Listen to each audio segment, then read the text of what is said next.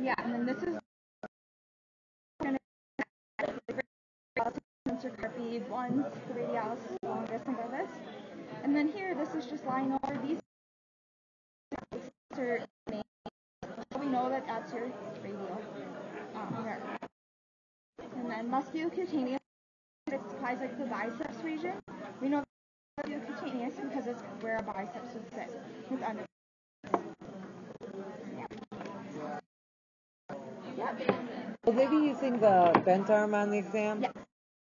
Our bent arm is basically going to be used to do the pronator, cherry, frog. So I recommend doing it. Look for this.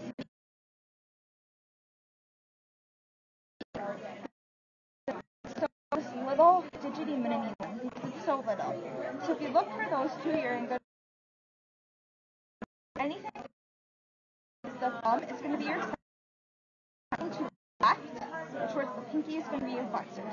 So you have purple from Ultimate Sports, and then underneath here, this is all pronator quadratus, like right in here. And then you have bad children certainly do make us angry. But if we have it sitting like this, you're going to be like, but I can't see like the bad or anything. How am I supposed to get started? If you look for this little one, we know that the mini one, I always remembered it as the mini muscle, is the digity. So we know that that's make. So we know that that's make. We just know that to the right of it is going to be us angry. This is amponius. And then we can go backwards. So bad children certainly do make us angry. And if we have do, we know that this is certainly, and this is children. So we can kind of work from there. So again, so we have brachioradialis, extensor carpi radialis longus, extensor carpi radialis brevis, sensor digitorum, sensor digiti minimi, sensor carpi ulnaris, and then amponius. So another thing to remember is that brachioradialis, extensor carpi radialis longus, and brevis are all have the word radialis in it. So our radius lines up with the thumb. All three of them point straight to the thumb. Basically, all their tendons kind of merge together and go to the thumb. So it makes sense that they're named those things because they're going to the thumb. Carpi means carpal bones or wrist. So that's another thing we know. It's going to the wrist. And then which side is it on? The radius side or the ulna side? That's why this one's ulnaris. It's along the ulna, which you can see on the model. And then, yeah, that's it. Could you explain the sun purple frogs one again? So this is pronator teres, purple.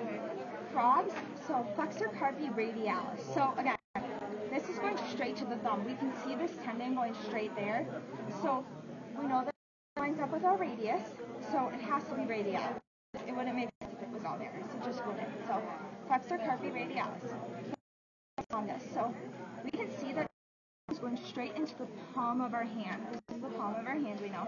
So it's going straight to the palm, it's palmaris, and then it's super long. It's longest. So palmaris longus. And then flexor carpi ulnaris. Again, we see this ulna bone. We know that the ulna lines up with the pinky, so that's how we know it's the ulna.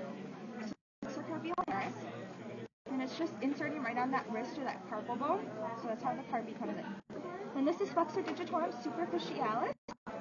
Right there, beneath palmaris longus, just like we saw it on here. And then this is pronator. Horizontally, because that muscle quad means 4 sides, so it has 4 sides and it's right there. Yay! So lots of information, but that's this one. Here you can see it here. And this is the flexor digitorum. Digitorum superficialis, underneath palmaris longus.